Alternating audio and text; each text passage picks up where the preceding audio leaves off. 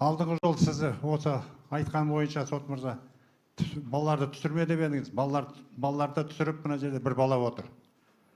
Тиктокқа түсіріп, ана жас баланы мына жерде куә, жас баланы да оны да түсіріп алып, шықпай жатып мына жаққа жазып жатыр, аға бізді уже түсіріп алды деп.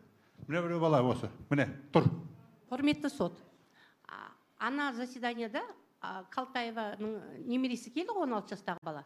Сол баланы мамасы попросит етті ғой, мені шығармаңыздаршы, ол несовершеннолетний ғой деп. Жоқ, мынау бала деген алып шығарып, уже тиктокқа салып жіберді. Одан кейін мынау балалар қай уақытында енді мен точно білмей қалдым. То ли обедте, то ли шығып бара жатқанда күліп, обедке дейін алды да, мына балалар бір 3-4-еуі күліп бара жатқан ғой, енді біз білмейміз не себеппен енді. Сол кезде түсіріп, уже тиктоктың бәрінде неше түрлі сөздер кетіп жатыр.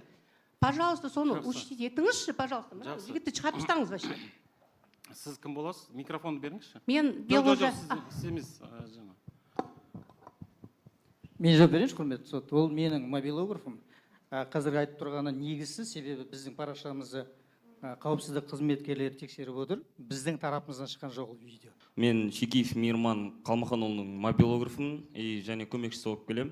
Мен осы сот отырысында, бірінші сот отырысынан бері қатысып келе жатырмын, және сіздің ескертулеріңіздің барлығын білем.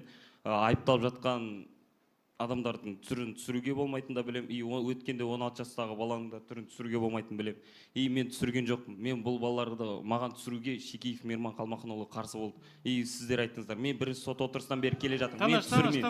Мен өз телефонымды толыққанды бере аламын, тексеріп шықсын. Сотпен тексеру жүргізіліп жатыр. Тексерудің нәтижесі сіздерге қосымша хабарланатын болады.